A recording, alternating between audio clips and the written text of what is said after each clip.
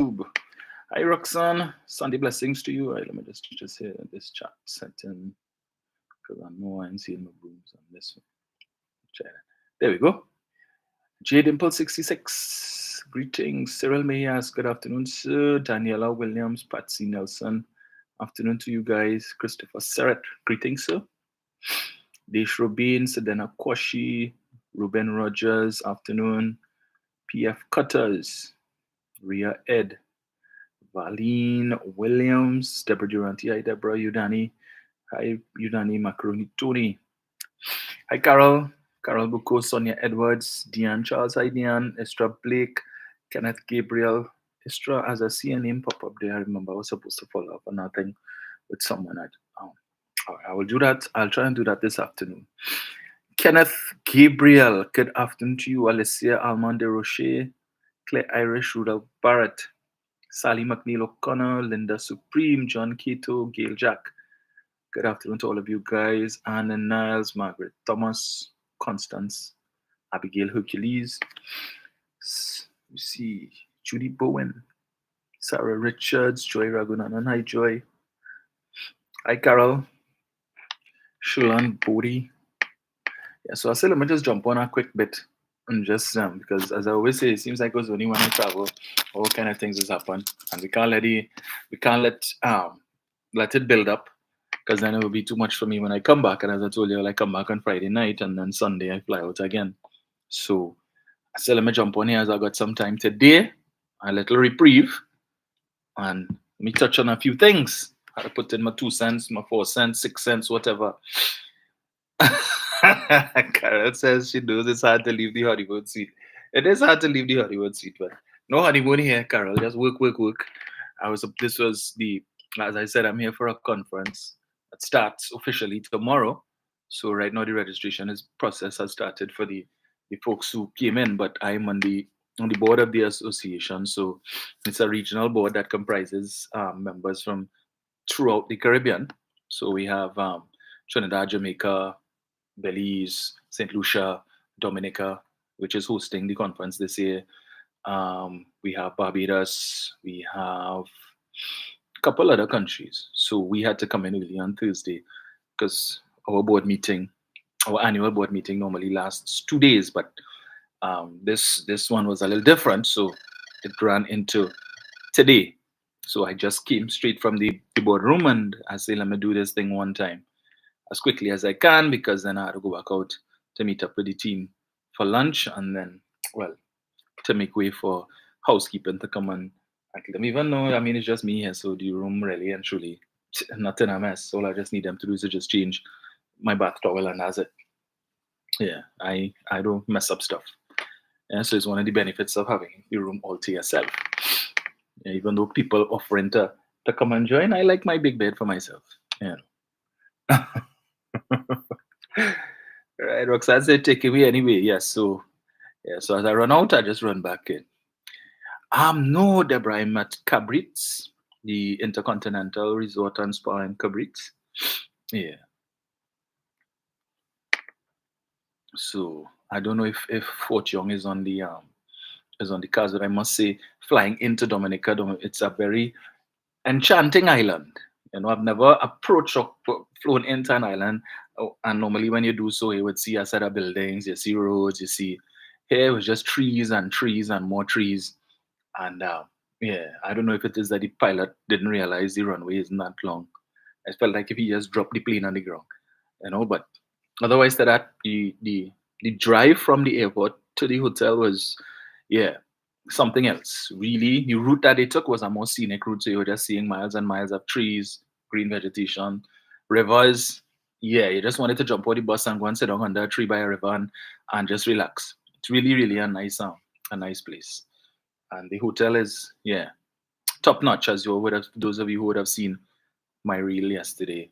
And there's just a snippet of what they have because some of the rooms you could just walk out.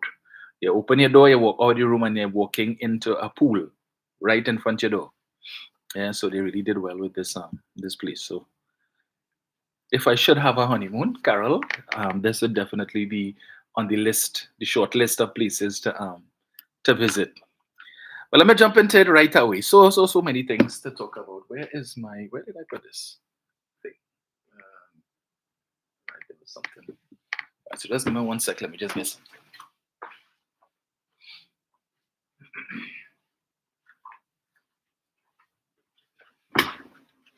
Yeah. During the people meeting, I was making a list of so many things. I definitely can't talk about all of that today, but let me just get into it. Right. So I saw, as is to be expected, typical opposition fashion. They look at. It seems to me they love social media, right? And were it not for social media, they would run out of things to criticize the government about, and no less than this story I saw with the fire station on Ryson Road, where apparently um, some fire officers, because of the air conditioning units had shut down, and the officers would have brought the bunk beds outside into the area where they normally have the fire tenders parked up, and were sleeping outside there for a few days because the heat, I suppose, right? And I understand that a question was posed in Parliament on short notice, put to the Minister of National Security by Rudal Munilal, with respect to that. And they had their waste of time press conference. So let me just play this for you one time, right? Yesterday, depicts that at the headquarters in Port of Spain, the headquarters of the fire service, that in the dorms for fire officers, would you believe for several months now the air conditions have not been working, and months have gone and they cannot fix air conditions in the dorms? You know what the firemen were going to do? 24, 36 hours ago, they were going to walk out of their jobs. They were going to walk away and leave the building and the equipment and so on. Abandon. Could you imagine if there's a fire in that district or region served by the headquarters along the corridor, Port of Spain, Diego Martin? What would have happened? What would be the disaster? And they took their beds, or cots as they call them in dorms. And do you know they lift it up in the middle of the night and brought it down and so on. And they set up the bed next to the fire appliance on the ground because they said they couldn't sleep in their own dorms. They were not comfortable. They were not comfortable. So when you look at the pictures, and I believe the viewing audience are seeing the video, is it true?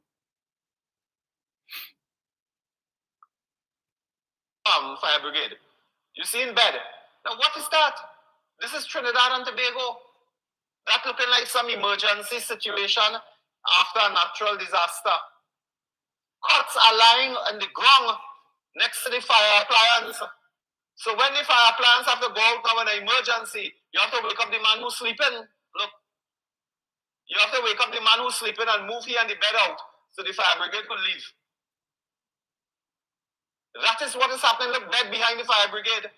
That is Port of Spain. And point 14 they were going to open, and without stating any proper reason, they cancel.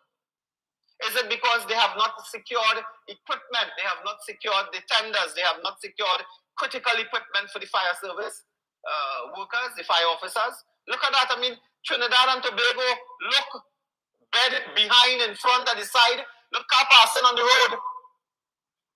Fumes, carbon monoxide and so on, fumes emanating from traffic.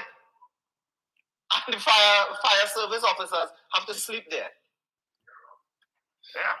When they're there, there's a next element that the fire service officers have raised. They could be robbed. Bandits could enter the fire service facility and rob them while they're trying to sleep. This is Heinz Fire Service under the PNM. How long can we accept this? We can't. When we spoke about the breathing apparatus, they have one when they need 10. They have 10 when they need 200. Personal protective equipment called PPE. Do you know that there is a dire scarcity of protective equipment for fire officers? If they go by a house, the house on fire, many of them tell you they cannot enter to save anyone or any property. They don't have equipment. And this government continues, they think that they're doing a good job. And that is the state of the fire services in Trinidad and Tobago that I had to show you. When I saw this video, I asked the person, whoever I got it from, I said, tell me something, are you sure this is Trinidad? Don't set me up here next thing that is in some other country in the world. Are you sure? That's the capital. That's near the Hyatt, you see? So that's the Hyatt for fire service fire officers. And finally, before I go, I just wanted to raise one matter. Today, one additional matter. Right. I think I got to play another little thing for him, right? But this is the member of parliament for Oropuch East, Rudal Munilal, lamenting. And I guess it's a good thing somebody in the fire service decided to record that, so he had something to talk about. Otherwise, they would have no talking points. And he is claiming that, so let me see this here, 2234. Okay. Let me get this here. Right. Yes. Get this. I have this saved. So there was an article. I didn't see the parliament session between him and Mr. Hines, but I saved the article. So let me see if I get it here. Is this thing taking forever to open? Just now, one sec.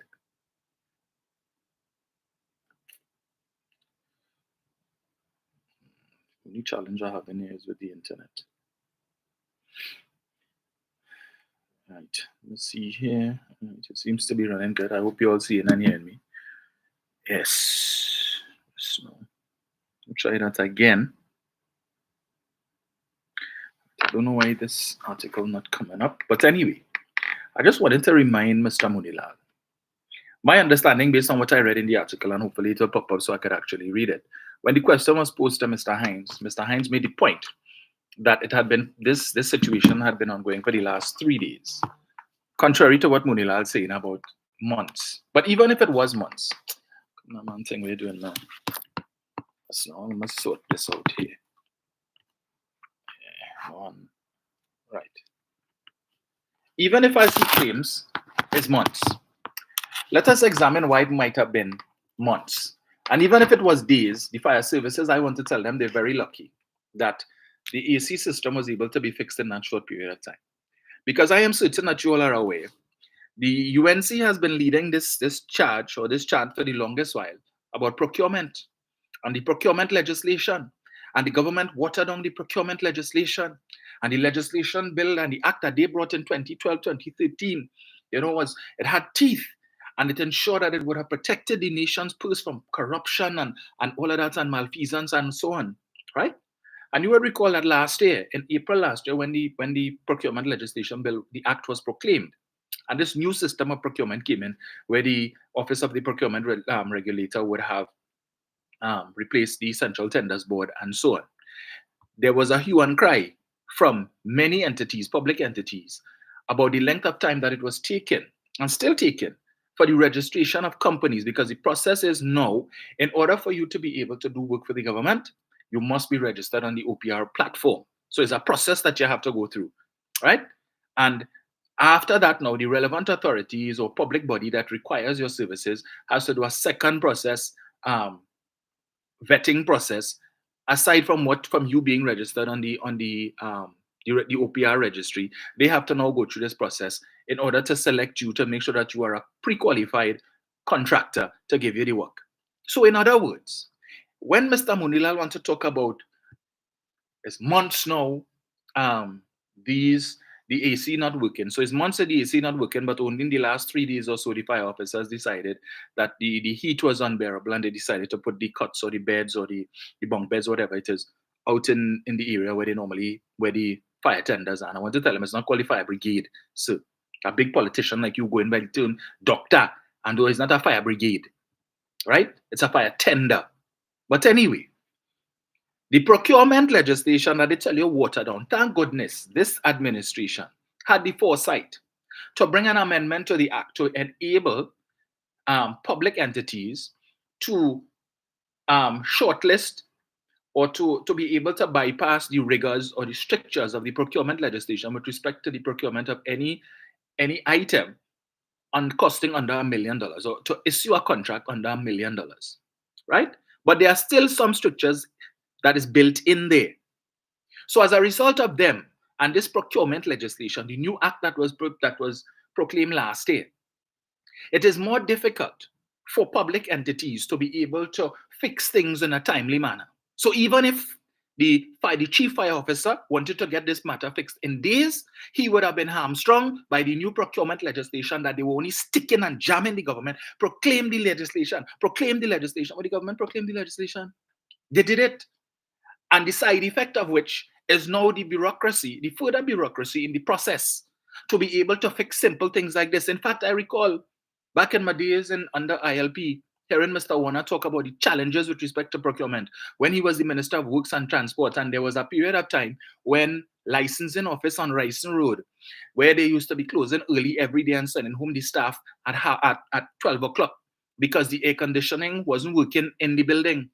And he said after this had gone on for weeks, he decided to intervene and went down to the licensing office to find out what is the problem, why is this taking place? Because members of the public complaining that licensing office only open half day down on Ryson Road, and it is and they are being hamstrung from doing their business.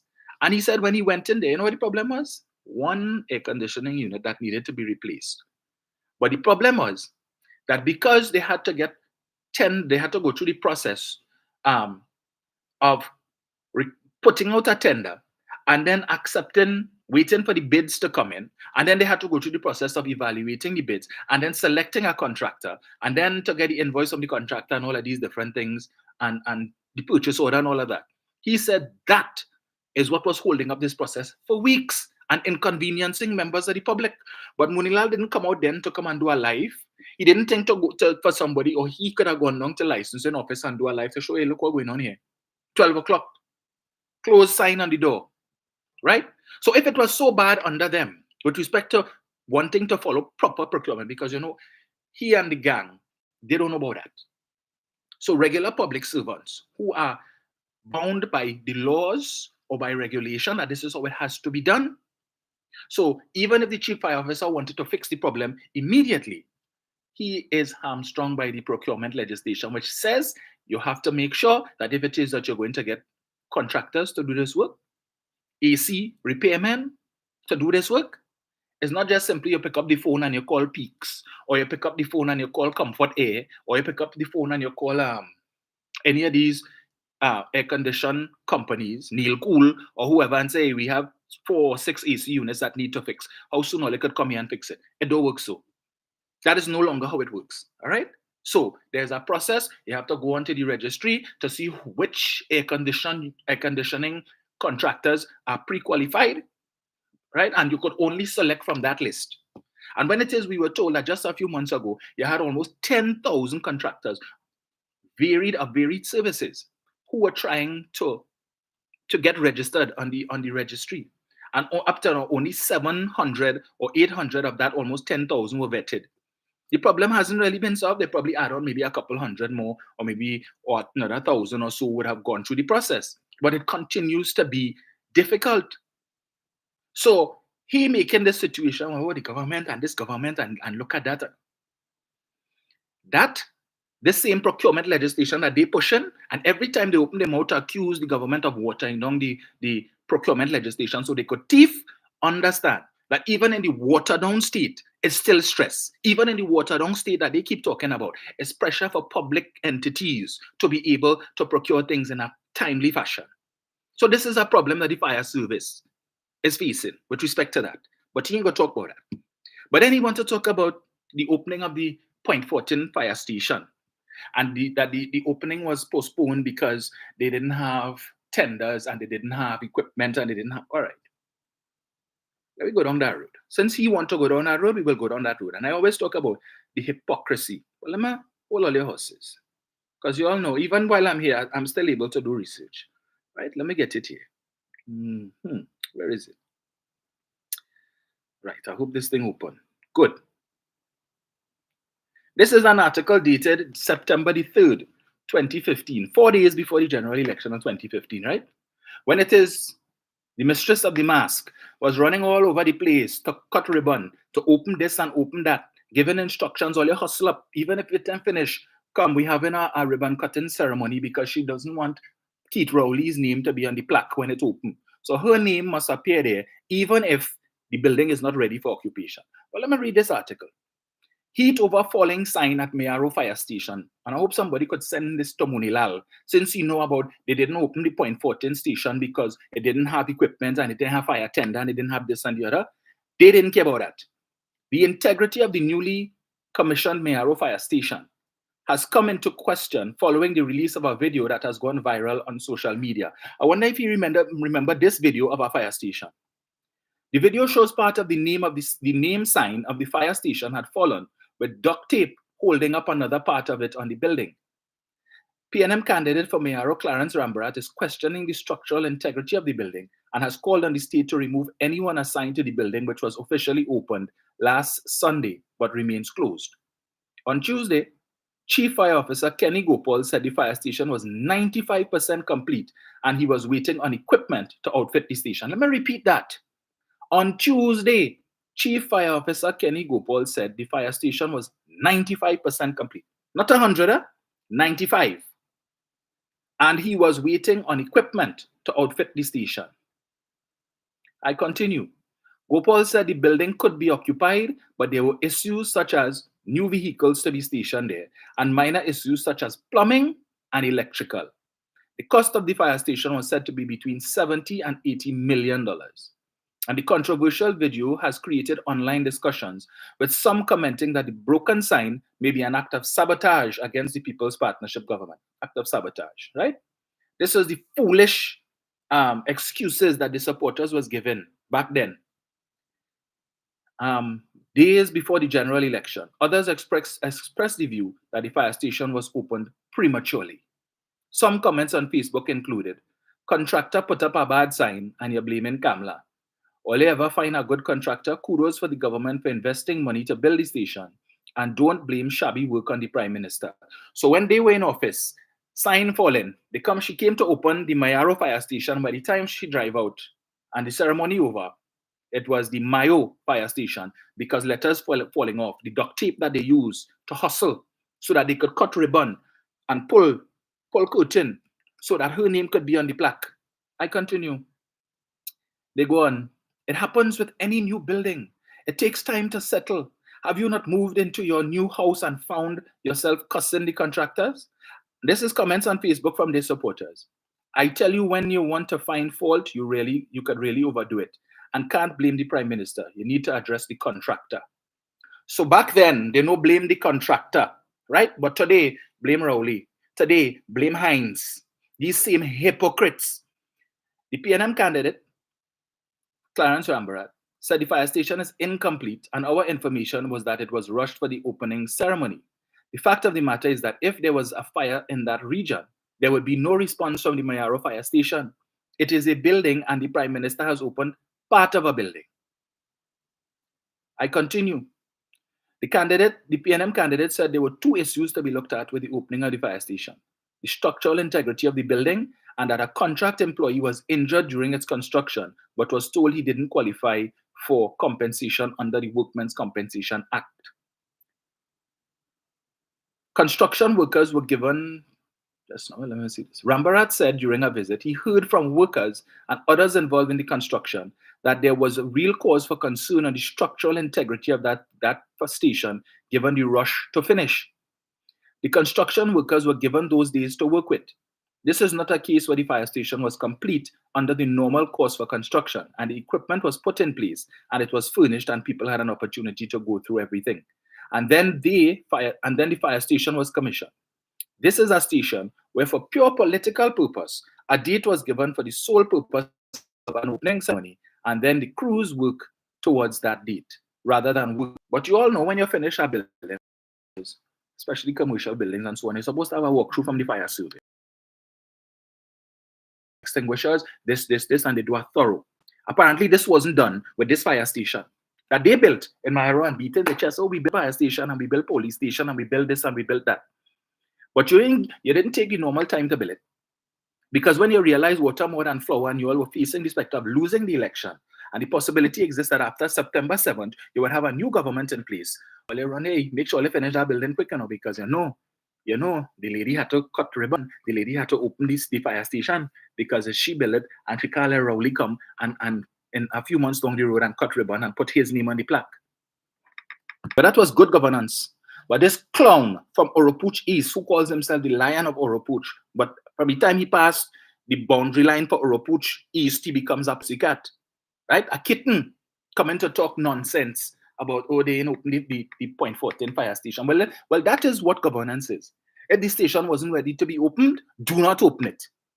It's not just about a papi show. You come and you cut ribbon and clap and all kind of thing, and you give lofty speeches and you all sip on cocktails and whatnot, and then you're gone. And for months, the fire station just stay there, nothing happening. What sense that making? What sense that making? But that is how they used to operate. So he come to now to complain that there was the opening of the Point 14 fire station was delayed because they didn't have equipment and certain things were missing. Just as in the Mayaro fire station back in 2015. Apparently, that is what the government should have done, and he might have given them kudos for that. But anyhow, I digress. Let me continue. Let's go again, because he said some other stuff. All right, let me get it here. Where is it? I said I had to rush through some of these things today. Where is it? Let me see.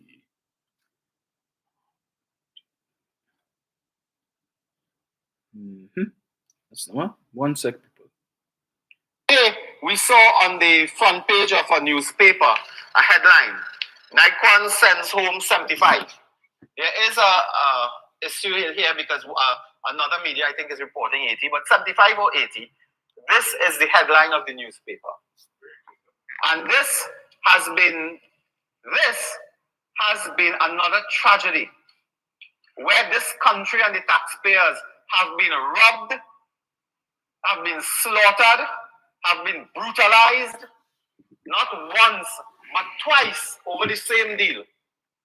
You will recall that the World GTL plant, gas to liquid plant, under the PNM government, I believe, of Mr. Manning, that included Dr. Rowley. That cost in a deal, the cost of that plant moved from $165 million US to $400 million US with cost overruns under Ken Julian, Malcolm Jones, and one Lenny Safe. That project moved from 165 million US to 400 million US. 7 fours, 28. It's a 2.8 billion Trinidad and Tobago dollars for a plant that collapsed, the financing collapsed. When the international partners didn't want to pay back the loan, Petrotrin had to pay back the loan. And Petrotrin had to pay between the loan and the interest almost $5 billion, and that crashed Petrotrin and the energy sector in Trinidad and Tobago under a Manning administration. Dr. Rowley comes now, we closed down the refinery. They mothballed the refinery. You know, now they're mothballing Nikon. Why don't they mothball the PNM? I think we should mothball the PNM in the next election. That's a nice thing. Put them in the same state, you know? But what is instructive here is when Dr. Rowley opened this Nikon plant on March 8, 2021, hear what Dr. Rowley had to say. And I quote, "The government is expected to receive $2 billion in taxes and statutory payments over the life of the project. Nikon's investment represents the first major private investment in the downstream energy sector in recent times." He probably said that on March 8, 2021. Well, all fall down. Nikon has gone the same way as Sandals, has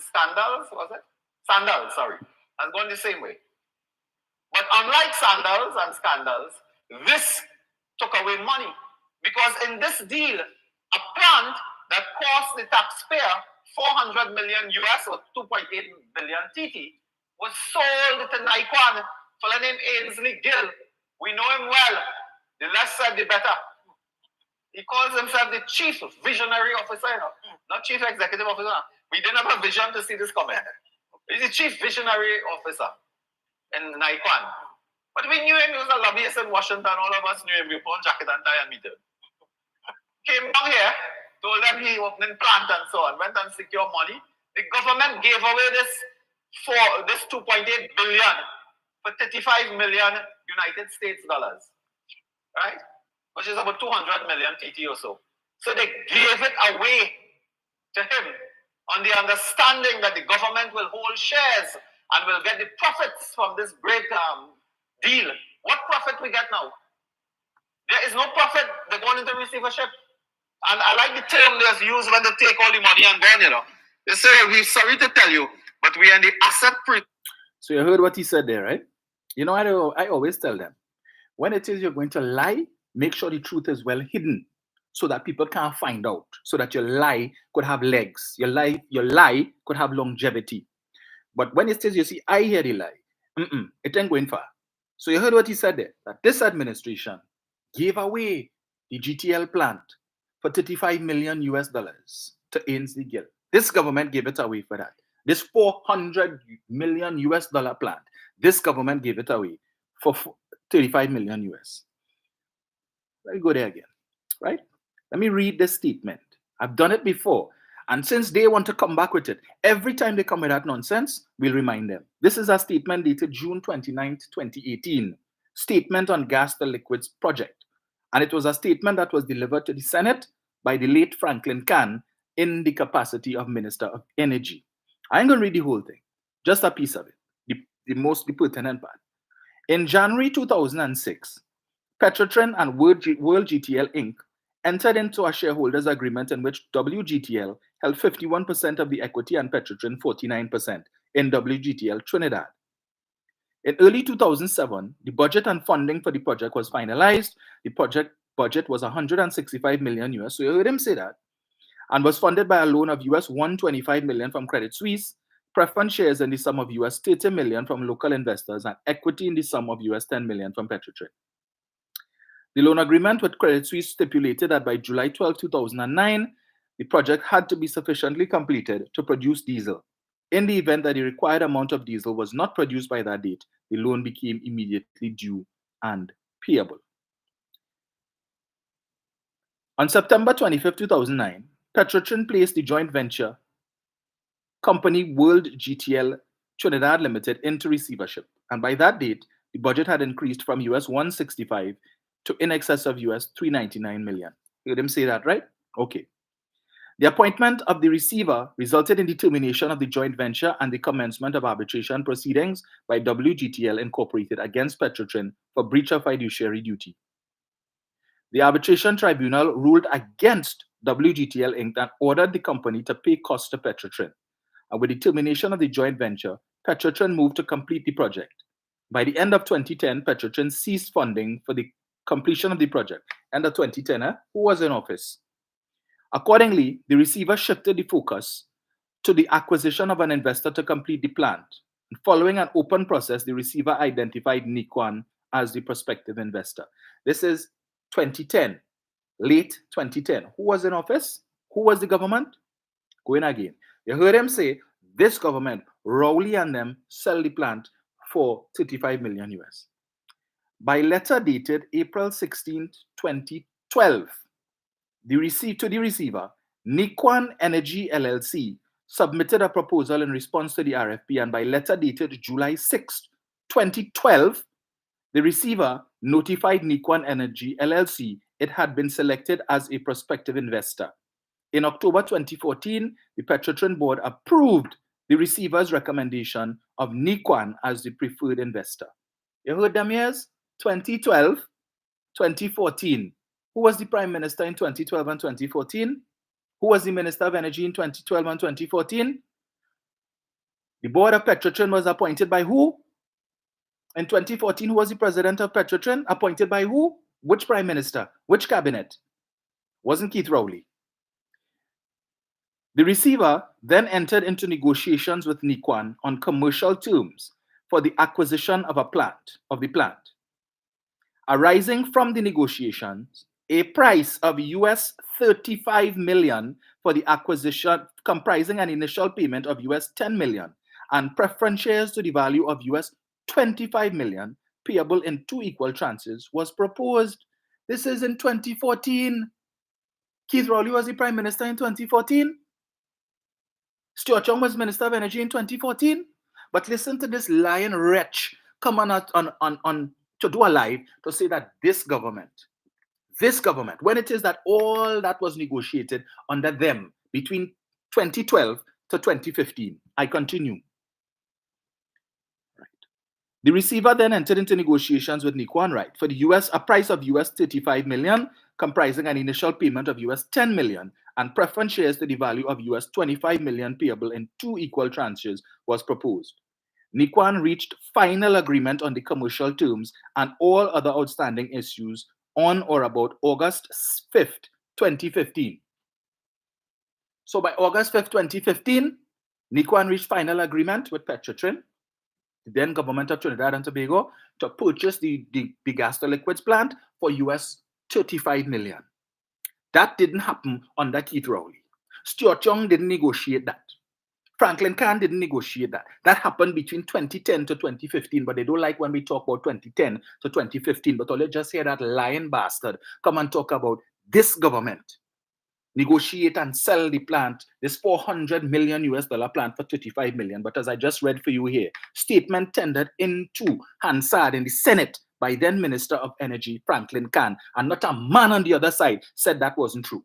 It is there for posterity. Maybe somebody need to send that to Munilal to remind him. So the next time you want to open his mouth and talk that trash, you will know better.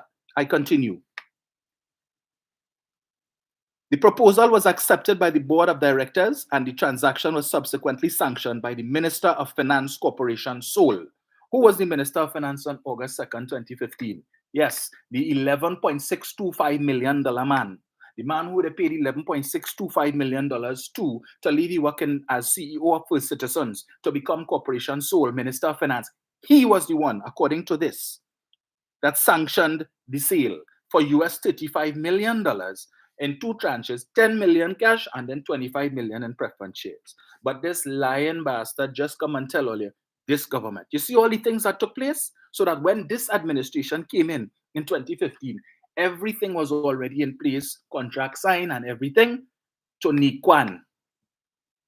It's right there. I read it there. But you see these liars, as I keep saying, if you're going to lie, make sure the truth is well hidden. But you see the supporters go take that and run with it. In 2016, the sale and purchase agreement was executed between WGTL Trinidad Limited in receivership, the receiver and Nikwan. The closure of the sales and purchase agreement is subject to the fulfilling of conditions precedent, which includes the securing of the gas sales contract from a guaranteed supply of natural gas for the period of the product offtake agreement with Petrotrin. A review of the project suggested it was worthy of government support. The financial benefits include $35 million payment to Petrotrin, capital injection of $125 million into the economy, and $2 billion in taxes and statutory payments over the life of the project. All of this was in the agreement that they approved. So when he come to tell you, Rowley say, we will get $2 billion in taxes and whatnot. But that was the basis upon which you all would have sold the plant to Nikwan since 2012, right? Between 2012 to 2015. So anything that Dr. Rowley said, it was part of the documentation that they signed, the documentation that the $11.625 million Minister of Finance approved. So if it is you want to come now to tell us that Rowley lie or whatever it is, check all yourself. You all made a decision to sell the plant to Nikwan based on the very same information that Dr. Rowley gave us. So you were convinced in 2012 to 2015, $2 billion in taxes coming into the coffers of the state. But when this administration came in and all they simply did was to follow through on negotiations and an agreement that you all, because if they didn't do that, they quite likely might have been sued by Nikwan. So they followed through with it. But you come in today to fool the population, to lie and talk about, oh, this government sell this $400 million plant for $35 million when it was your government, the administration of which he was a part, did that. But you see, they figure everybody is of the waterfront ilk and everybody just forget and everybody dotish. That's what they figure. Can't pull wool over our eyes. No, not at all. Again, these are the things that should be posted on social media. The minute he uttered that, just that excerpt alone should have been part of a post on social media for all to see and call out. So after he talked that, you should have seen a few moments later, and that document should have been emblazoned for all to see and read and understand how much of a liar he is and why people the likes of him should never serve as a minister of government in Trinidad and Tobago again. Let's see what's the time there. I know they're going to be calling me just. Right. I saw that the former managing director / chairman of First Citizens Bank, not First Citizen, sorry, Republic Bank, Mr. Harford, telling people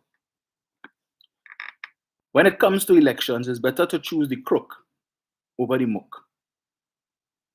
Well, we know who is the crook, but I don't agree with the muck characterization. But we know who he was talking about and who he was referencing, right? Let me see if I get this here. Let's see if I get it here. Where is it? Just now.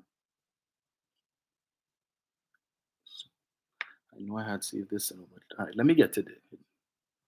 One sec. Which group was it in? I think it's in this group. Yes. No. Not. Just let me get it. Just. So the one I'm not so much really organized. But anyway, let me see if I find this. And I'm sure some of you all would have read that article. And this is the advice that is being given to the citizens of Trinidad and Tobago by a captain of industry, men and women of letters. Well, he's a man of letters, right? He is well known in the financial industry and the financial sector in Trinidad and Tobago, the great Ronald Harford. This man who ran Republic Bank for how many years? 30 something, 40 something years. Was an executive in the bank. Just now, where is it? Oh, so many things is sent for me since then, boy. Just now.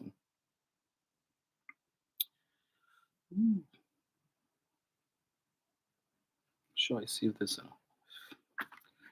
Let me get this here. Because I want to quote him correctly. And I would dare say that all of this again is coming out of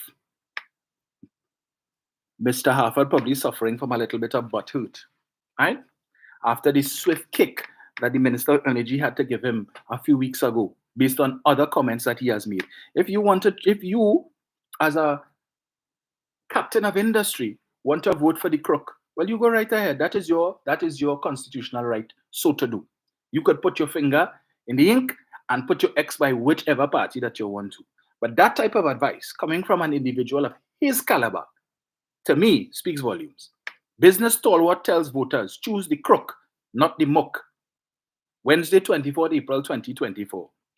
With elections a little more than a year away, people are already contemplating the choices that they have to make for whom they will elect to lead the nation for the next 5 years. People still you're still contemplating that? It still have people in this country contemplating that. No problem. Author and business leader Ronald Harford shared advice on voting while speaking to business stakeholders at the Distinguished Leadership and Innovation Conference 2024, saying when having to choose between two options that one may not necessarily like, it is best to choose the lesser of two evils. Sometimes you come upon a conundrum, a real difficult problem that you don't know how to sort out, and you have to make a choice. It so often happens today, particularly in the political arena, you have to make a choice, but you are not happy with one and you are not happy with the other, Harford said. And when you are placed in such a position that you have to make a decision between a muck and a crook, this is a very difficult one. Really, Mr. Harford? All right. But I will share the perverse wisdom that I read in a local newspaper.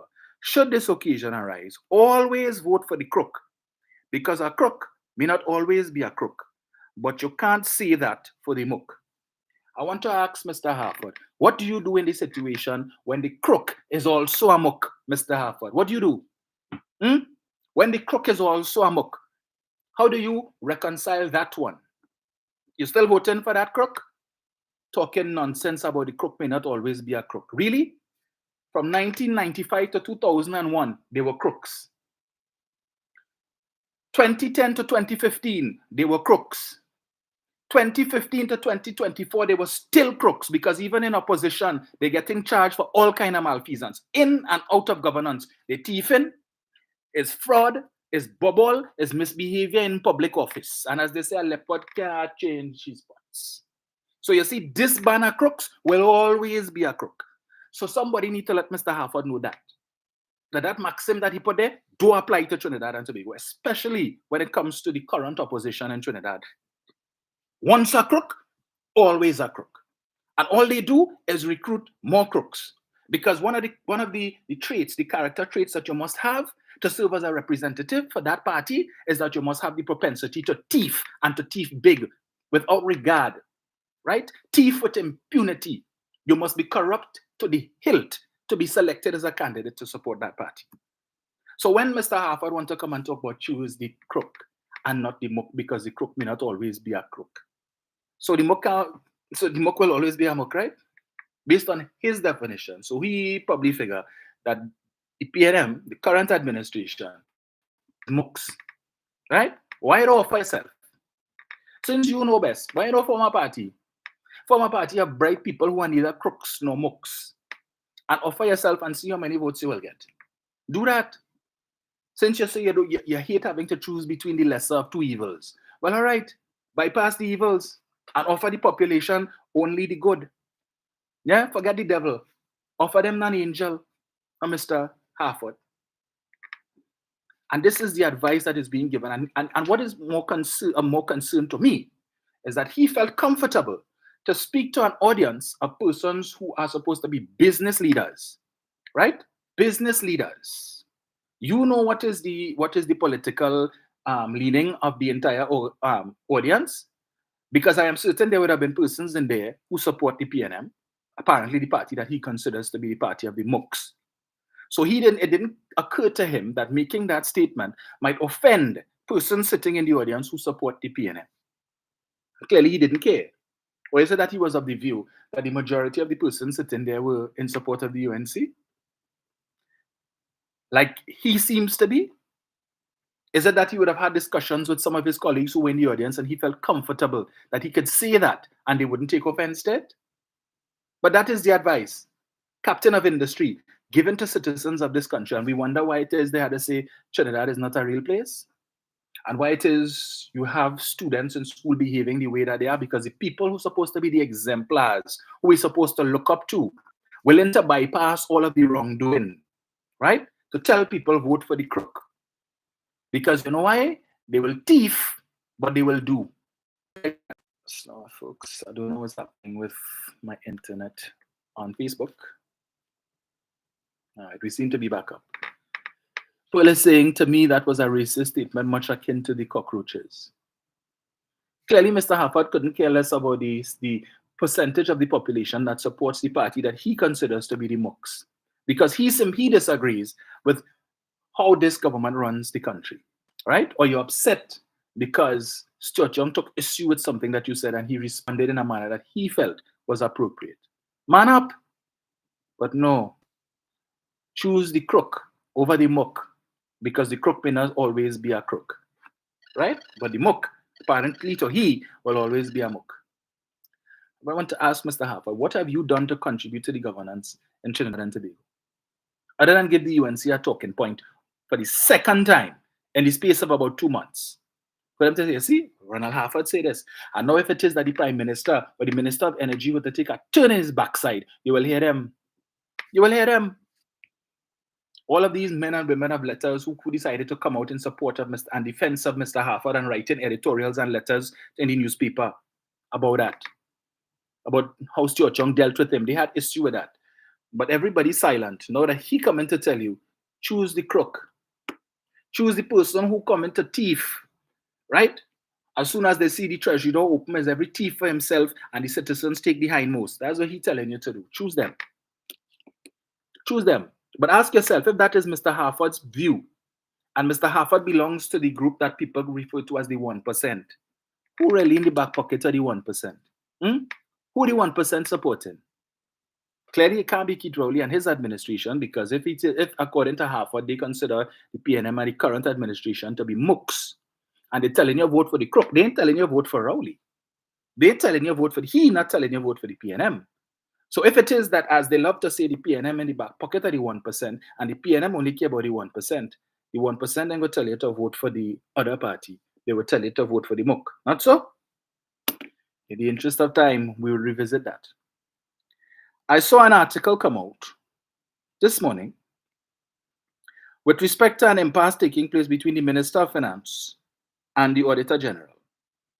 And as was to be expected, rather than treat with the substantive issue, the UNC decided, led by their leader, to come out again and make a claim that the government is attacking an independent office. I expected that. So let me get this here. This thing not open, boy. So apparently, how it works is that the government is required by law to submit by January of the year following the close of the previous financial year. They're supposed to provide whatever documents and so on to the Auditor General with respect to the government's, among other things, the government's income position, the revenue position from the previous year. And the Minister of Finance indicated to the national public that there was an issue, for the first time, I would imagine, in which, as a result of the introduction of some new check clearing system, resulted in the understatement of government's revenues for fiscal 2023 by some $2.6 billion. Not 2.6 million, not 2.6 thousand, not 260 million, not 26 million, 2.6 billion, an understatement, meaning that the financials that would have been forwarded to the Auditor General's department for their review, for the audit, and so on, was understated by 2.6 billion. So it said that the government would have earned less money than they actually earned. And the minister sought to stress why this needed to be corrected. As he indicated, the public servants came to him, they drew the error to his attention, and he would have, in fact, applauded them for doing so and not trying to hide it. And so, we might lose, we work for this, this is a big thing, and only know how important it is and whatnot. The public servants came to him, they said, sir, this is what happened, so is the case, and the revenue position that would have been stated in the documents that was sent to the Auditor General since January, unfortunately, was understated by 2.6 billion. So it means that the government would have managed the economy better than what those documents said, right? It means that the amount of money, income that came into the country was a lot better than what those documents said. And so now the process is to get this information to the Auditor General before the Auditor General puts out the publication, because it's usually around this time that the Auditor General would put out the Auditor General's report for the previous year, so that the citizens of this country could go on and Google it and read through and see how much money the government spent for the year, what they spend it on. And it's a very detailed document, and it's a very interesting read. But you should read the ones from 2010 to 2015 that I often reference. That is where I got the figures from, to show you that the exchequer account went from 10 billion in overdraft to 33 billion in the space of 5 years. But between 2015, when this administration came into now, that figure has only grown by about 8 billion. 8. But under them, in 5 years, it went up by 23 billion. And they didn't do half of what this administration has done. And I don't know why this internet playing with me. There's the one downside to here. But you know what? It is what it is. There are a lot of people now in the hotel. As I said, the delegates are coming in. So everybody logging on, I guess, to the internet. So I need to get this article. Please open now. Let me see. Oh boy, I wanted to read it. So anyway, while I'm waiting for this thing to open, hopefully it will open soon. So, I'm gonna try one more thing here. Turn that off. Turn it back on. This was the one thing I dread, I don't know, the peace and quiet when everybody else reach. Let's try this again. All right. It's not playing ball, but I will just leave it open. So I don't know how many of you would have read the story as yet. I don't know if it was featured in the news yesterday or if it will be featured in the news tonight. But essentially, the government has been trying to get the Auditor General's department to fix the problem before the report went out, the official report. Because, you know, these are the things that the government would rely on when it is that they have to take loans from foreign entities and the like. They want to look at, just like when you go to the bank to take a loan, they want to see what is your income position. You have any savings, how much money you made over the last year, the last 2 years, the last 3 years, to see if you're really making money and if you could pay this loan. And the minister had been stressing that there are significant implications to be had if the Auditor General does not correct the record. For some reason, the newly appointed Auditor General, I can't remember her first name, Ms. Ramdas, has refused to accept the documents, the updated documents from the minister. And this back and forth, okay, why does that sound like housekeeping? Anyway, this back and forth between the minister and the Auditor General has resulted in a situation where the refusal by the Auditor General has resulted in the government having to send her a pre-action protocol letter. Right? It has reached that far. Folks, give me 1 sec. Housekeeping. Coming. Hello. Hi. I am good. I just need to change the top. How many would you like? 2. Yeah, just to change one of those on top. No, I have both.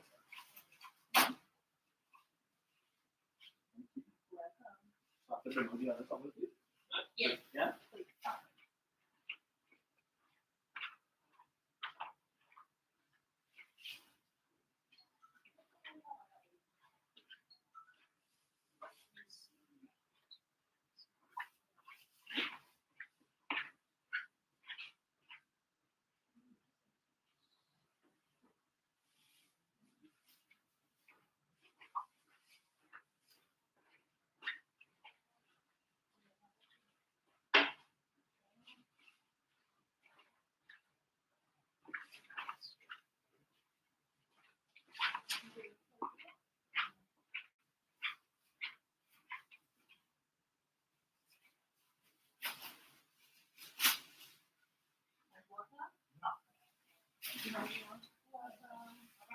Me too.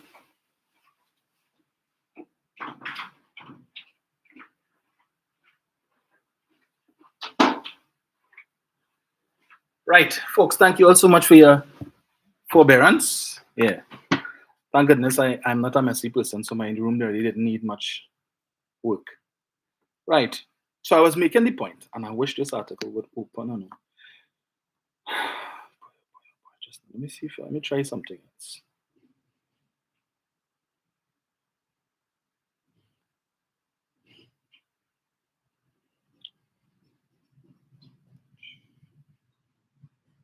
Right.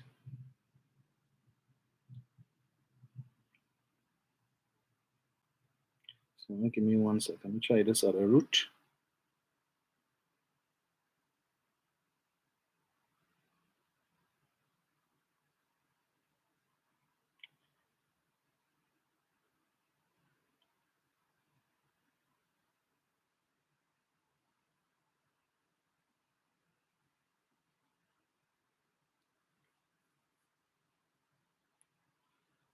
Right. If at first you don't succeed, try again. Right. This is Government and Auditor General Jaiwanti Ramdas appear to be at loggerheads over an error detected in TNT's 2023 revenue data. A government motion to extend the time to present information to the Auditor General was passed in Parliament on Friday, after Ramdas refused to accept information seeking to correct a $2.6 billion understatement of TNT's revenue for 2023. Why would you want to do that? We ain't talking here, as I said, about $2,600 or $26,000. This is $2.6 billion. The situation, when numerous approaches by the Finance Ministry and Treasury officials to the Auditor General were rejected, was described in Parliament by Attorney General Reginald Amo as a very bizarre situation arising from the fact that the Auditor General has refused, in flagrant contravention of a statutory and constitutional responsibility under the Constitution and Exchequer Act, to accept the correct material from the Finance Ministry as part of her audit. Government at one point sent the Auditor General a pre-action protocol letter, but that also failed, and the Auditor General published TNT's accounts for 2023, minus the corrected figures, prompting the government's motion. The issue has now spotlighted recently appointed Ramdas. The motion was passed at 8:45 p.m. by 19 government votes to 14 opposition votes. The motion, in Finance Minister Colm Imbert's name, stated it was necessary in respect of the financial accounts for 2023 that the period of the time specified under sections 24 and 25 of the Audit and Exchequer Act be extended. These pertain to the periods when the Treasury must send the Auditor General accounts. Debate arose after the Auditor General's 2023 reports on TNT's accounts were listed on yesterday's Parliament agenda for presentation by Imbert. When the item was called for presentation, Imbert didn't present the report. So, of course, he doesn't know the UNC. They perk up, they're ready for fight. Instead, he delivered a statement which noted, as the motion stated, that the timelines for submission of accounts by the Treasury and the preparation of the report of the Auditor General could be extended, if necessary, with Parliament's approval. Imbert said the task of preparing TNT's public accounts is a mammoth exercise involving hundreds of public servants. There's the possibility that errors may be made along the way and further time may be needed to correct the errors. He added that for the financial year 2023, an extension of time has been determined by the various public officials involved to be required at this time. So as the public officials come to the minister and say, we need a little extra time because we realize this error and it had a fix. Imbert said, public servants embarrassed. Imbert said the required report from the Treasury was submitted to the Auditor General in January 2024. But the root cause for the motion was the detection by senior public servants, not junior, senior public servants, that the statement of revenue which was submitted to the Auditor General contained a significant variance. The revenue for 2023 was understated by 2.6 billion.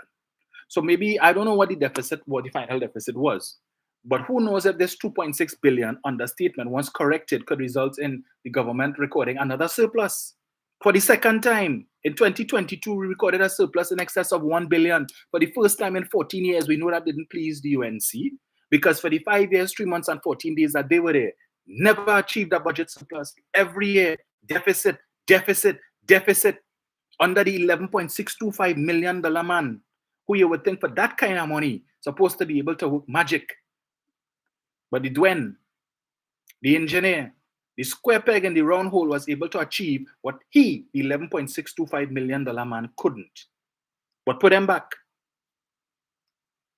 I continue. And the fiscal outturn for 2023 was better than I reported in the 2023 budget exercise, Imbert said. He said the error resulted from a new electronic check clearing system, which was not implemented properly by all concerned. Imbert said public servants came to him in embarrassment as they felt it would be improper for the revenue to be understated by 2.6 billion. So I guess we know it have honest public servants, and they probably don't support that other party. They had the courage to report to me they made a significant material error in recording the revenue for 2023. They spent day and night trying to reconcile the error. I respect them for bringing it to my attention, he added. He said legal advice was that time had not passed for submission of errata indicating to the Auditor General that there were errors in the figures. After failed bids to communicate with the Auditor General and the pre-action protocol letter to her, Imbert said her April 15th reply stated that the Finance Ministry was free to submit a letter by noon on April 16th, recalling the public account submitted in January, confirming the declaration previously provided was inaccurate and providing the revised public accounts. He said the Comptroller of Accounts submitted the information on time. Nobody anticipated the 2023 reports would then be published without the revised accounts. And it was only 2 days ago we learned that the audited accounts were prepared without the corrected information that was given to her. Imbert said the public might describe the Auditor General's actions as bizarre, as the public servants discovered a big error, tried to inform the Auditor General, and the Auditor General decided not to be informed. I don't want to hear nothing. Now, the Auditor General must understand and appreciate that the nature of Trinidad and Tobago society, right? And of course, there would be speculation as to her motive for not wanting to accept this information, because it's not once, based on what we read in here, several attempts have been made to give her the correct information to ensure that the right thing is done, right? So that the correct information is published, so that when 10 years from now, 15 years from now, whoever, someone like myself, who is doing similar research and wants to see what the government is doing, could pull up the audited report for 2023 and go through it and say, well, right, this whatever. So it is important to ensure we have the correct information. But imagine you running a business and your accountant makes some errors and report ton of money less than what you actually made. If it is you have shareholders, all of these things have significance. But all in all, I don't like to talk the race thing, right? But there would be persons who would say, perhaps because of the ethnic background of the Auditor General, there would be we know how Trinidad and Tobago society works. There would be those who would say she's partial to the UNC. And I would think that if you want to avoid that, if you want to avoid that type of taint, what is the issue? This is the Minister of Finance. This is the Office of the Attorney General writing to you to tell you this is the information we have here. This error occurred and we need this thing to be fixed. Hold your hand in terms of the publication of your report until you can review this and publish the correct thing. But what is also of concern to me, I am not an auditor, but my late sister was an auditor, and a very good one of that, and I picked up a few things from her here and there. But aside from that, I am also the treasurer of an entity, and let me tell you, the worst time of the year for me is when audit taking place. Because these auditors want to go through everything. They want this document, that document, and when they can't get it from the accounts folks at the organization, they call in me, or they call in the vice chairman. They need this information because they can't go forward, and this holding up, and they need that. And they go through, and if they see a discrepancy, they want further documentation for this and that. I would think that a $2.6 billion error that the Office of the Auditor General would or should pick up on that. Would or should pick up on that. So if it is that you didn't, as an auditor, it tells me something, and you were comfortable to publish that report, and your people who are supposed to be skilled, who are supposed to be well trained in conducting audits, didn't pick up on that, there is cause for concern. You should be concerned about what it is your department is doing and why it is you all didn't pick up on that. Now, if you say tell me a couple $100 or a couple $1,000, no, I could understand that.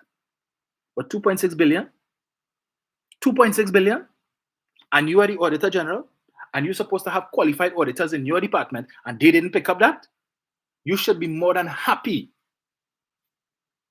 to accept that errata sheet from the government and to fix the problem.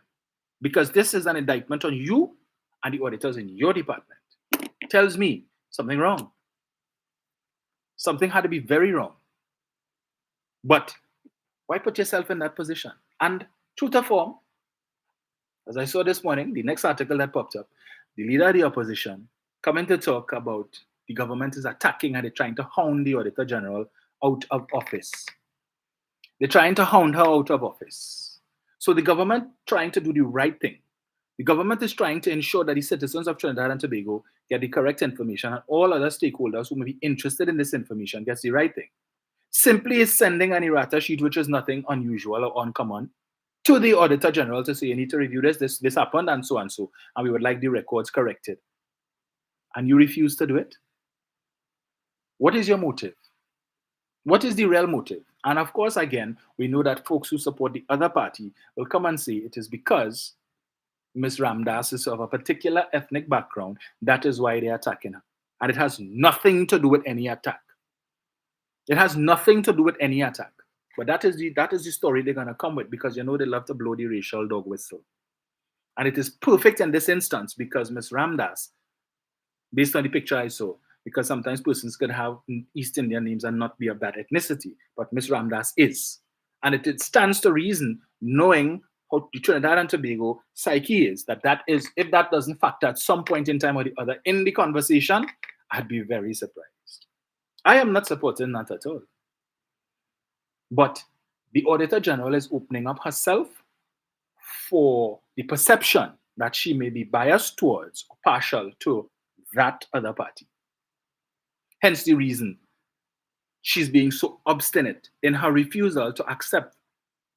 And it blows my mind, and that is why they had to use the word bizarre several times in this article. It is bizarre that you get in correspondence from the Ministry of Finance. You get a pre-action protocol letter from the Office of the Attorney General, and you still insist you're not taking the information. You still insist you're not going to correct the record, and you feel comfortable to publish an incorrect and an erroneous report. understating government revenues by $2.6 billion and that making sense. But of course, we know that other party, rather than being interested in the well-being of the country and having the record set straight, would totally ignore and bypass that and come to talk about the government. And they're trying to hound out Ms. Ramdas rather than to get to the bottom of the thing and find out what's the issue. What is the real issue? This is the first run-in. Ms. Ramdas, from what I read, she didn't just join the office of the Auditor General. She has been there for over 25 years, served in several senior capacities. I'm certain the government was aware that she was to be appointed the next Auditor General. They had no objections to it. None at all. She is the Auditor General today, having replaced Ms. Pujadas, I think is the name. But you know, it's interesting. And again, that other party continues to demonstrate to the citizens of this country why they must never go back in office. They're quick to come to the defense of this Auditor General, where it is that the government is seeking to do something correct, where the government is looking out for the well-being of the citizens and ensuring transparency. These are the same people who are always talking about transparency and probity, right? And we want transparency. And here it is that the government is seeking to ensure transparency so that this doesn't become a headache later on down the road. Because if it is, and you know what's worse? The same supporters who supported that nonsense. If the government had decided, well, all right, we tried, and the Auditor General say she's not prepared to make the correction, so she's going to allow this understatement of 2.6 billion. The government say, well, all right. You know the first thing they would have said? They thief the 2.6 billion. That is why they didn't want to correct it. If it was later found that this information was in the possession of the minister or the ministry, and it wasn't brought to the attention of the Auditor General, and somebody who is aware of it run and send it, all of a sudden Munila or Kamla Prasad Bisesa gets something in the mailbox stating that this happened and government's revenue was understated by 2.6 billion. They couldn't call a press conference fast enough to say, we have information that the government's revenues was understated for 2023 by 2.6 billion, and this information was not submitted to the via an errata to the Auditor General for her to correct the records. And we suspect that the reason why that was done is because they want to thief the 2.6 billion. That's what they would have tell you. And we want to know where that 2.6 billion went and how the government spent it. All of that they would have said. But the government is now seeking to correct the record, and their focus, they're trying to hound the Auditor General out of office. For what reason? What is the reason? If you're coming to give me that BS, give me the reason. But you have no reason. You know why? Because you see something you feel you could get political mileage of. Because just last week, Jayanti Lakshmi Diyal in the Senate come and bring a private motion to talk about how the government is attacking independent entities in this country. But the same people who bring that motion every day, EBC. The EBC is an independent institution. All we're hearing from them since 2015 after they lost the election is the EBC thief. The EBC is a party group of the PNM. The chief elections officer is Maxi Kofinis. The chief elections officer is Nyan Gatsby Dolly, best friend. The chief election officer is this one neighbor, is this one cousin. And everything with the EBC. And we want the report because we don't trust the EBC. We want international observers because we don't trust the EBC. And there's a whole set of PNM people in the EBC and the EBC. But coming to accuse this administration of attacking independent institutions. The other day they had a problem with the recent appointment of the head of the Integrity Commission because he happens to be living in the same neighborhood as the Speaker of the House. So he is Bridget and is that George neighbor. And in their estimation, that is reason for him to be disqualified as the head of the Integrity Commission. But when it is that principal working in the office of Israel Khan, who was at the time attorney to the Prime Minister, a man who had been serving as an advisor in that office, in those law chambers, for 18 months while this whole email gate investigation was going on. When he was appointed head of the Integrity Commission, Ms. Prasad Bisesa had no issue with that. They had no issue with he being appointed, despite the fact that he was working closely with her attorney and didn't think it was inappropriate to have the chairman of the Integrity Commission, while they're investigating you, the Prime Minister, for possible misbehavior in public office, that they put a man who happens to be a very good friend and an immediate co-worker of your attorney. That was fit and proper. Nothing wrong with that. But the current chairman, because he happens to live in the same neighborhood as Bridget Anizet George and her husband, that means that he's tainted, and that disqualifies him. But coming back to the issue of this Auditor General, refusing to accept, it is bizarre. I agree with that characterization, and I would really love to know what the hell really going on there. What really going on there, right? Now, when another jurisdiction, there would have been calls for some sort of investigation into this matter, because this is not the type of behavior that one would expect from a senior public official holding an important position as that one. As that one. It's not to say that the government is coming to tell you, well, reduce the amount of revenue that we said we produce. We come in to add to it. We come in to add to it, and we're providing you with the evidence. But let me see if this thing playing ball here. If not, because I wanted to read the response of the leader of the opposition. So, nope. I'm going to read that at another time. Right? What's the time there? Right. So, in the face of this, let me see if this thing will open here. This issue with the fire services that I started off with Rudal Munilal, right? You all recall that there was an issue a few months ago with respect to the purchase of some wooden ladders. And everybody wanted to jump on that one bandwagon. Aside from that other party, you had Philip Alexander, Inshan Ishmael. In fact, I think Ishmael would have, would have filed some pre-action protocol letter or something. Not pre-action protocol letter, sorry, freedom of information request to get information or whoever. If it wasn't him, I stand to be corrected. And they made a big issue about the ladders. And of course, these, anyway, let me not go there. The supporters are singing a song, but wooden ladders and fires burn wood easily, so why not metal ladders and so on? Let me just read this for you. Nowadays, most fire departments across the world use aluminum for their ladders, both freestanding and vehicle-mounted types. It makes sense. Aluminum is cheap, pretty durable, and won't catch fire, and has a fairly high melting point, making it the go-to material for firefighting ladders. Why then does the San Francisco Fire Department insist on using wood, a flammable material? The San Francisco Fire Department made their own ladders in their repair shop, where they also recondition and refurbish wooden ladders dating back around 100 years. So these ladders are certainly durable. So the San Francisco Fire Department is using ladders, wooden ladders that is over 100 years old. The main reason they use the wood is the durability of the material compared to aluminum. While the soft metal is susceptible to stress damage and heat, wooden ladders can withstand repeated stress without becoming damaged, so that while the metal ladders are often out of service after 8 years, the wooden ladders can last indefinitely as long as they don't catch fire too badly. Often, fire-damaged wooden ladders can be sanded, refinished, and put back into service in a way that metal ones could not. The other major reason for sticking with wood is the network of overhead cables in San Francisco, which powers the city's public transport and trolleybus systems. And if a metal ladder was to touch one of these cables, it would electrocute anyone touching it. Therefore, it is far safer to only use wooden ladders to remove the risk of electrocution. I would read no more. I don't think I need to read any more than that. Right? I don't need to read it. But I just thought I would throw that in the mix. So the next time they come with this dotage talk about the wooden ladders and fire could go in the... Look at right there.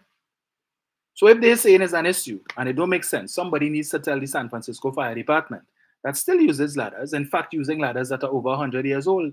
Apparently they didn't get the memo that wooden ladders could catch fire. And if you're fighting fire, how the hell you could use a wooden ladder? Because apparently that's the only purpose for which the fire service, the sole purpose of the fire service. They don't have rescue missions and so on and whatnot and the like. But you heard them say, plenty places in Trinidad, when you go, some people, the electrical wire, when you see it attached to the house, swinging in the breeze, and if it is the fire services come, you heard that electrocution. Right there. Then it's difficult. All you have to do is, why do fire services use wooden ladders? Just Google it, and you will see it come up. right? In the interest of time, because I'm trying to run through as many things as I can. The issue I see, the ambulance chasers, or in this case, the hearse chasers, continue their charade with respect to the unfortunate loss of these babies. Right? Now it seems any parent or parents who lose a child, quick to run, the first thing they seek to do is to run to Anna and Ramlogan.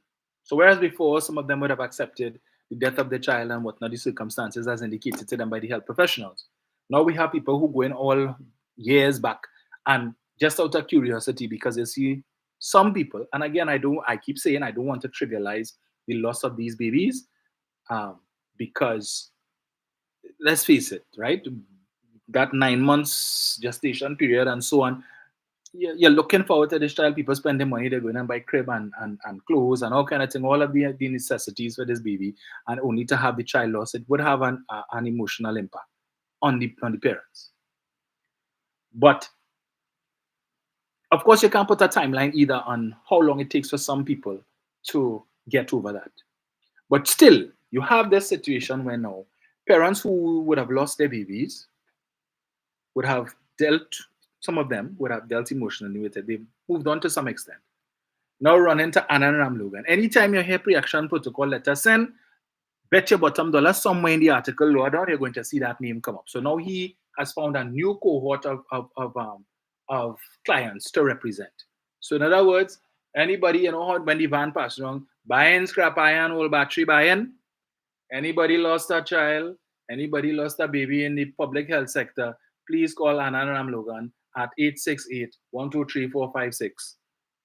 Or you know, on cable, when you see they have all of these law firms advertising Morgan and Morgan and injury attorneys, and they're telling you how much billions of dollars they've been able to get for the clients. And we don't charge you unless you win. So you pay us when you win. And plenty of them now, injury lawyers all over the US. Well, it seems Ramlogan is now the specialist lawyer for if it is that you lost a child in the hospital, in the public health sector. Apparently, these things don't happen in the private sector, right? Want to sue. And they jumping on this bandwagon now. So, hey, go and see. Who all you know? Make a phone call. Tell them come in.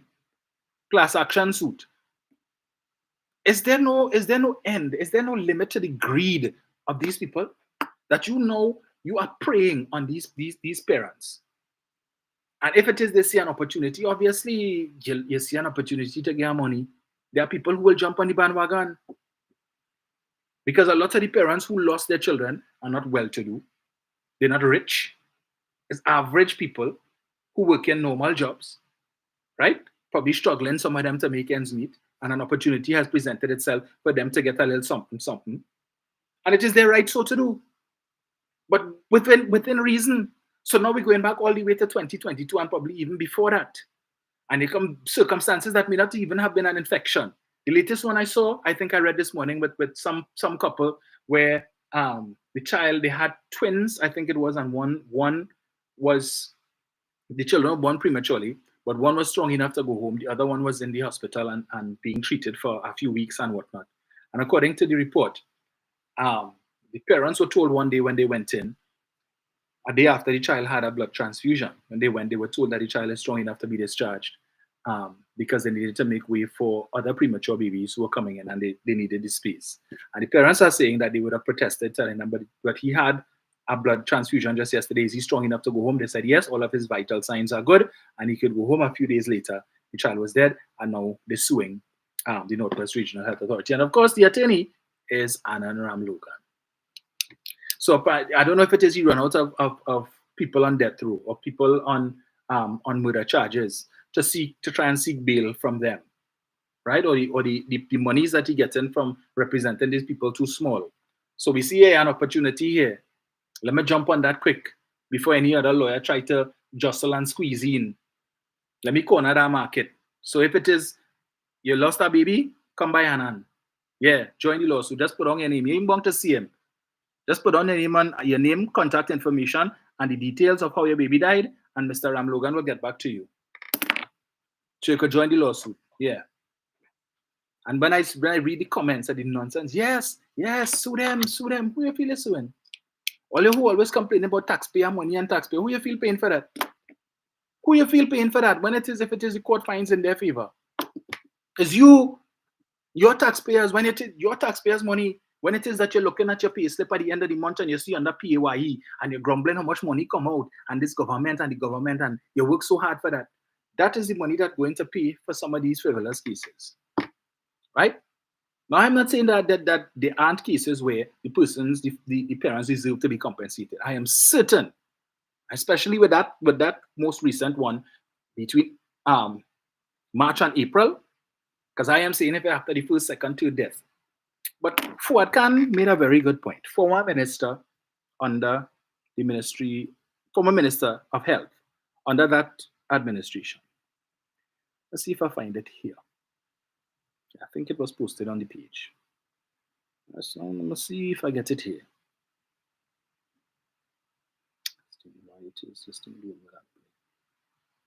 So go on to the page and see if I see this. No, I think I can find it. Yes. Always have a backup, people. Let's see, it should be here. On the point of liability, Dr. Khan stated that there was a difference between negligence and a breach of protocol. He even gave a possible example of someone being swabbed and not showing any infection, even though they were a carrier. And if you do what is correct and you don't pick up any carrier, which is impossible sometimes to pick up, it just happens. And when you have an infection spreading through a neonatal unit, it spreads like a pandemic. It's nobody's fault.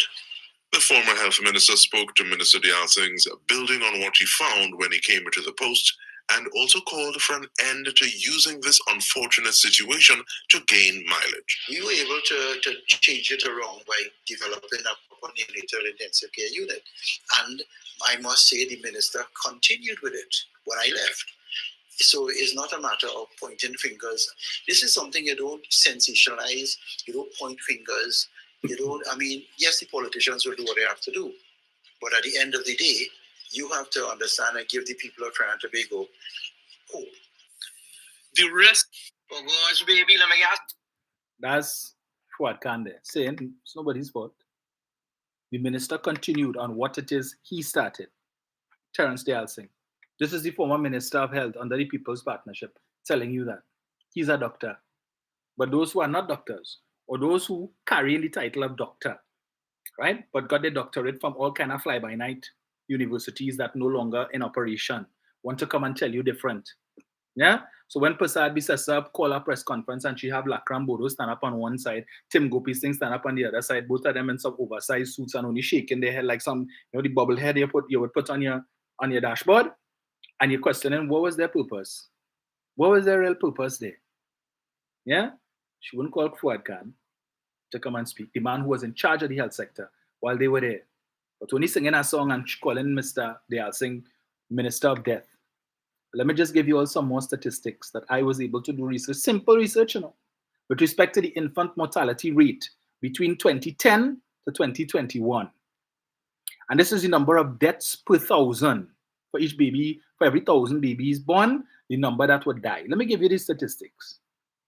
In 2010, it was 20 deaths per 1,000. 2011, 20 deaths per 1,000. 2012, 19 deaths per 1,000. 2013, 19 deaths per 1,000. 2014, 18 deaths per 1,000. 2015, 18 deaths per 1,000. 2016, it went down to 17 deaths per 1,000. 2017, 17 deaths per 1,000. 2018, 16. 2019, 16 deaths per 1,000. 2020, 15. 2021, 15 deaths per 1,000. So what we've been seeing here is that under this administration, from the time they came in 2016 to now, is that the infant mortality rate, the number of deaths per 1,000 has been declining under Keith Rowley and under Terence Dayal Singh. Unlike what obtained between 2010 to 2015 when they built the Couva Children's Hospital. And this is UNICEF data. This is World Bank data. I didn't get this from the CSO, not the Central Statistical Office. It is right there. Go and Google it and you will see. World Bank data, UNICEF data. You know, they love everything, anything foreign is good and because it's reliable because they're free from local passions. Well, this is where I got this from, right? So it shows here that under them, who want to boast about what they do and the health sector under them, babies were dying at a greater rate under Kamla than they're dying under Keith Rowley. They were dying at a greater rate under Fuad Khan than they were dying under Terence Dayal Singh. But she has the audacity and the temerity to refer to Mr. Dayal Singh as Minister of Death. But you see, that is something that is normal for her.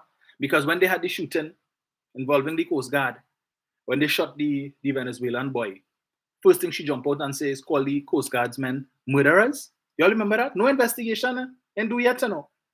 But apparently she did her own investigation and within the space of a few hours was able to mount a platform and refer to the Coast Guard's men as murderers. Same thing during COVID, the COVID team comprising of Dr. Trotman and the rest of them, Dr. Parasuram, Dr. Abdul Richards and all of them. Remember the same thing that they were saying? That this team presiding over state-sanctioned murder and all kind of foolishness. This is why private citizens don't like to come forward to serve the state. This is why they're reluctant to serve on boards. This is why competent people are reluctant to come and serve as ambassadors or anything like that. Any public position. Because when they know they have an opposition that is so classless and low, with no regard because you don't support them. And sometimes the people, because I think the current chairman of NP, when they were in office, he was on some state board or whatever it is. Some of these people are holdovers from that administration, but the government recognizes their competence and kept them. Unlike what obtained when they were in office and only giving us the false papers crew. A set of them who didn't qualify to be on state boards and doctoring all their certificates, right? To claim they qualified for the positions because some of these boards have specific professional requirements in order for you to serve. And numerous instances and examples of the false papers crew, not under this administration. But it is still difficult, it is still a challenge.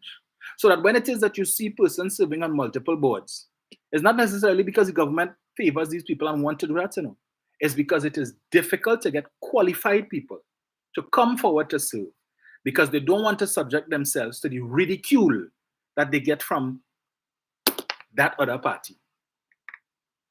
But they want to come back in office and they are supposed to be the savior of this country, Trinidad and Tobago, and they will save the economy, right? Put them back. That is what they want, put them back so that they could give us another false papers crew. Because make no mistake, those on that side, they have no problem coming forward. None whatsoever. Let's see the time there. I had to run outside just now. I still have about 10 minutes. Well, of course, I can't take calls. This shark attack in Tobago. Yes, this shark attack in Tobago. A most unfortunate situation, right? And I noticed a number of foreign media houses have already picked up the story and running with it, particularly media houses in the UK, where the gentleman is from. And there's a group on Facebook called the Tobago People's Party. I think it's led by a gentleman by the name of JB Harper. Whole day JB only posting a sort of thing. If he ain't bad talking Kelvin Morris, if he not bad talking Dennis, Ansel Dennis, who he refers to as Dennis the Menace, if he ain't posting up some live from Trevor, James, from Farley, from whoever. And as I commented to him the other day, the more I see you put out these posts every day, is the more I believe in AudioGate.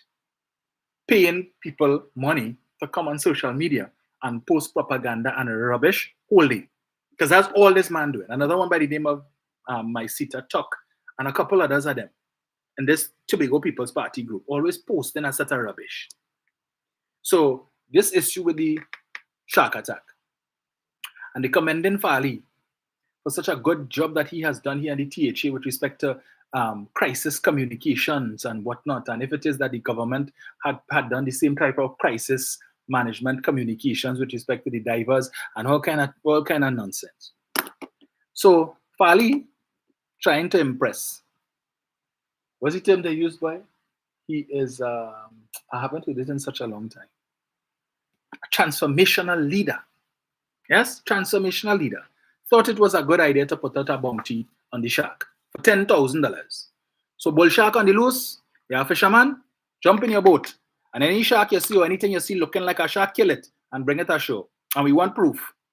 We want proof that it is in fact the same shark that bit the man. So if it is that we could draw some DNA from the shark's tooth, yeah, if you could find a limb or something, a finger, a toe, something inside the shark belly to prove that that shark is the culprit, we're going to pay you $10,000. And Fali thought that that was a good idea. That was wisdom. Yes, this is new leadership. Let me fix this.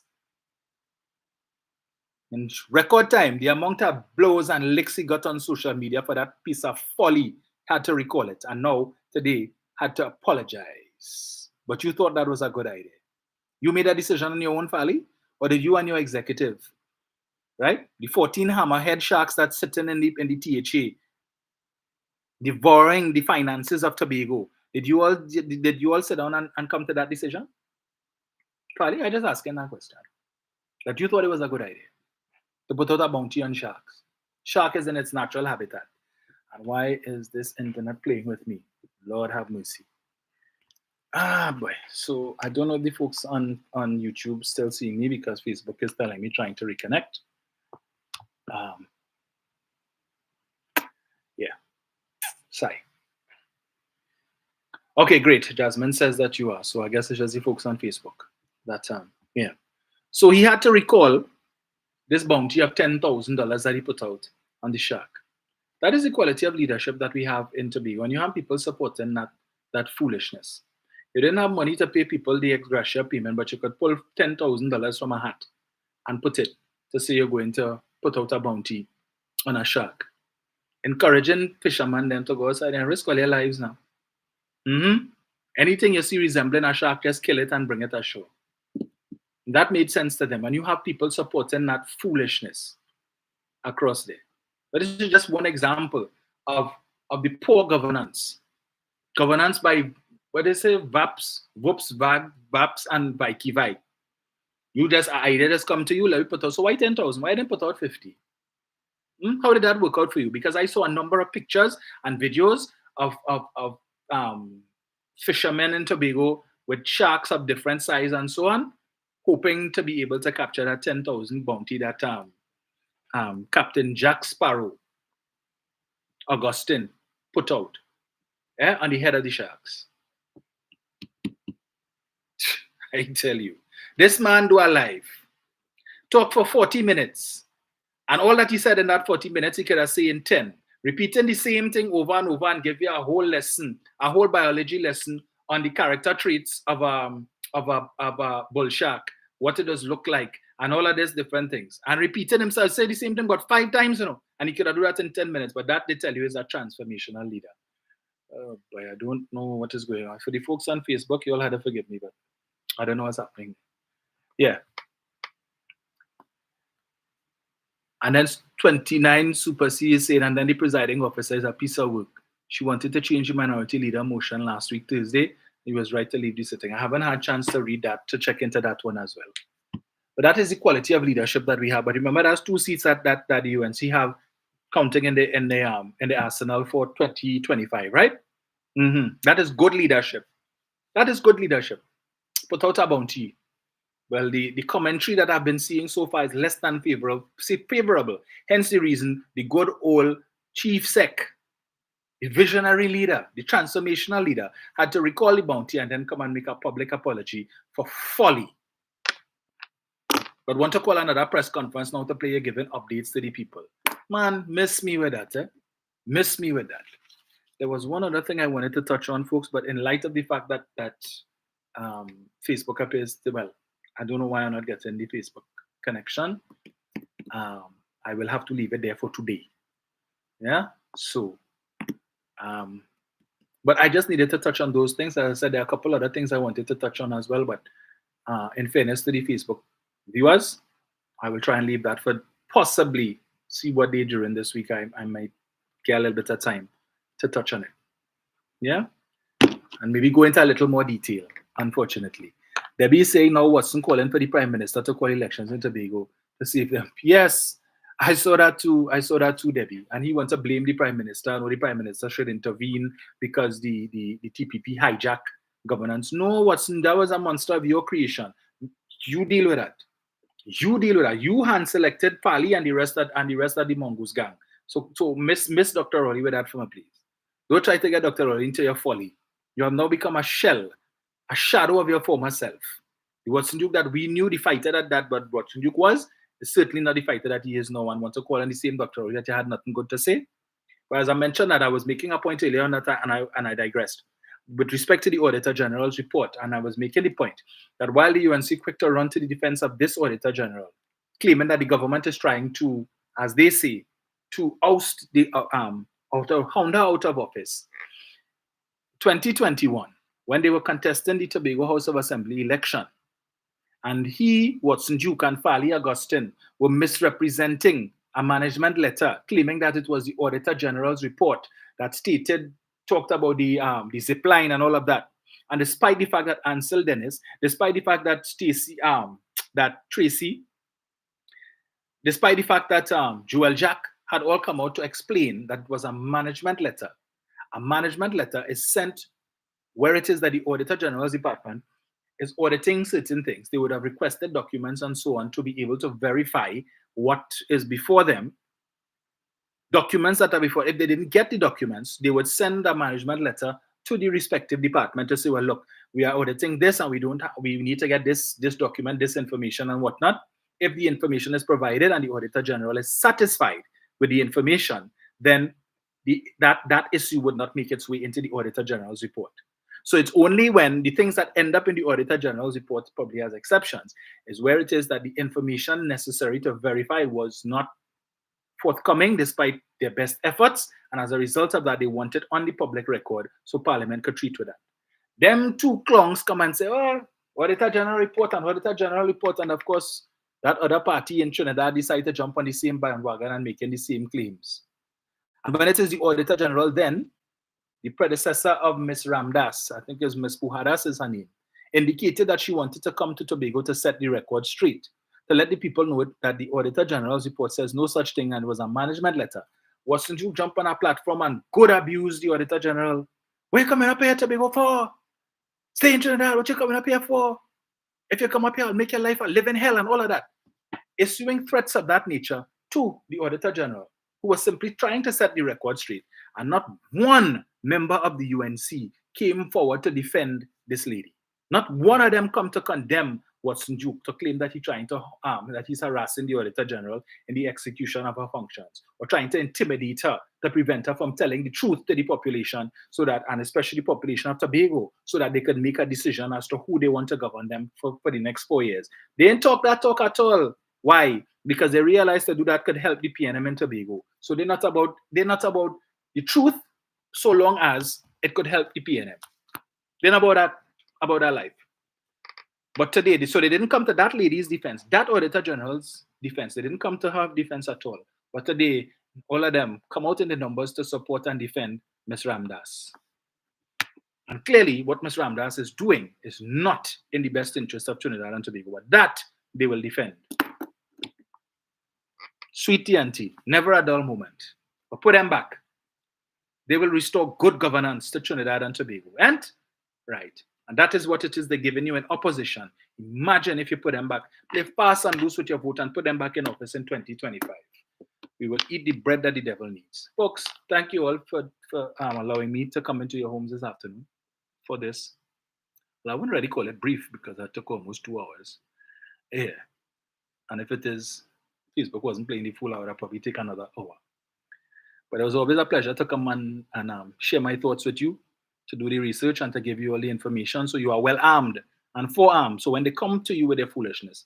Today was supposed to be another day of a crave your indulgence movement to play a little bit of the idiocy of Enel Roberts. But we'll leave that for another day. Right? We'll leave that for another day. Not today. So enjoy the rest of your Sunday. Whatever it is you're doing. Remember, moderation is key because we want to have you all here for another day and another live, another podcast. Yeah, so let me go and meet up with those guys, run down to the restaurant, see what they have for lunch and what plans they have for us for this afternoon.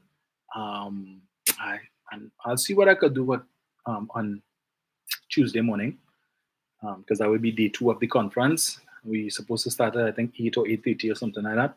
So I'll see if I could do something quick before I run downstairs. But my colleagues are quick to call me, hey, we're going out for breakfast. We're waiting on you. So Oriagani, thank you. You're most welcome. 29 Super C, thank you so much. Annette Moses, Sonia Edwards, thank you so much. Jasmine Spirit, Wazid, Rutrude. Yeah, well, since the whole bandwagon has arrived now, it might be adjustable for the pool, but it's a big. They have several pools on the compound. In fact, huge connecting pools.